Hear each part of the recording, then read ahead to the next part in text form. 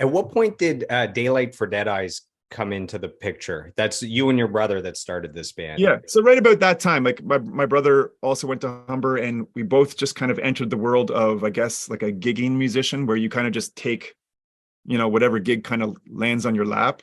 And we were both playing with other artists or other bands and going, all these people are doing is just learning cover songs and getting paid to play them, or they're writing their own songs and they're getting shows and getting fans. Why don't we just do our own thing? And me and my younger brother were always close, and we always kind of flirted with writing music together. So we just said, let's try it. I remember I sold one of my drum kits and bought a PA, and that became our PA for like almost 15 years. We just started a band, learned some songs, started writing some songs, and then started playing in like the Streetsville scene, which became like the Mississauga scene, which became the GTA scene. And then, I mean, we toured the country. We went overseas to the UK and did tours that we set up over there. We put out a lot of albums and, learned a lot about the business and about songwriting and performing and dealing with big crowds and dealing with small crowds, and learned kind of a lot with that band for sure. So for our listeners that are quite a bit younger, they weren't around back then. How would you describe the music? And we'll after the episode, we'll send them to go check out the music. It's on Spotify. Right. It's available online.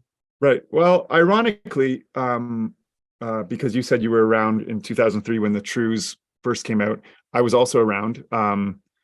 Same with the Billy Talent when that record dropped. The Trues and the Billy Talent record both dropped. I think they were both up for like the Juno for like new band of the year or like album of the year or something like that. Billy Talent won.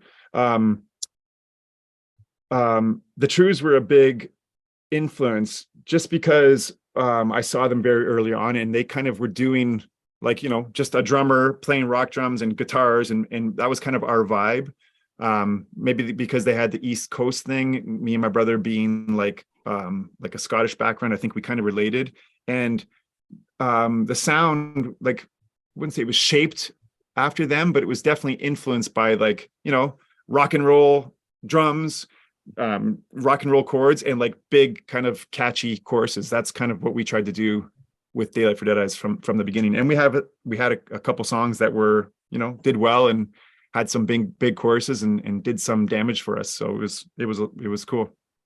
So I moved to London, Ontario in 2003, 2004 when I was 18 to go to school for audio engineering. And that's why I remember so clearly that year, because it's the 1 year I'm in London and Billy Talent blows up, the Trues blow up. That's why there's this imprint on me. So I went back, I listened to all the albums from Daylight for Deadeyes, and I have a list of my favorite songs. So I like Darling, You and I Need Love, and Woman. Those are my top four songs from the discography. The debut album was in 2008. That was New York. That's the debut album for the band. Is that right? Yeah, that was our debut kind of biggest kind of album. Yeah. Okay. And when you think back to that album, what thoughts, emotions, memories come to you? I mean, that kind of kicked off this amazing adventure you've been on since then. Yeah, it was just exciting I mean, we were still kind of new to the whole studio recording thing. And we had been kind of writing, a lot since maybe 2004. So we had like, I mean, a lot of bands will say that your first album is going to end up being one of your best albums because you have all that lead up and all that time to write for that first album. And yeah, I mean, it's funny, the songs that you picked as your favorites, four of them would have been my favorites too from the whole discography. Yeah, it was just a great, exciting time, and we had a little bit of buzz in the industry. It was a time when a band like the Trues were very successful, and we were very Trues-esque. And we had some interest from some record labels, and some of our songs did very well, and some of our songs got picked up. I mean, the main song from that album, the New York song, got picked up from the New York Rangers in New York.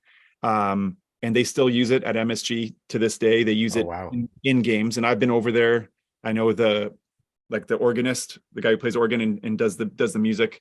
And I've been over there and been in the arena with him. And he's like, check this out. And he's played our song, and it's like, and it ended up getting used at the Super Bowl that was in New York because he also worked the Super Bowl. So we had some cool life moments that kind of all stemmed from that album. Darlin's been one of our.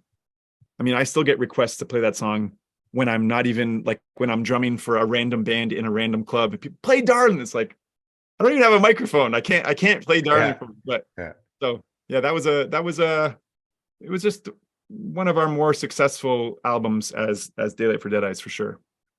I was going to ask you, so you released multiple albums between about 2008 and 2013. I was going to ask you what your highlights were with that band, and you just listed quite a few of them. So yeah.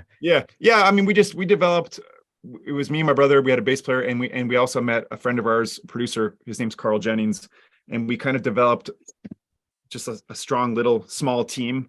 And we knew that if we were at home working on the songs, we could take them to the studio, which is where he was, and he'd make them sound good. And we were just kind of churning out music, trying to do the next thing that could maybe get us to that next level. I mean, we never really got to that level of having radio success and big success as an original band, but we had a lot of minor successes kind of along the way that, definitely led me to where I am in my career now.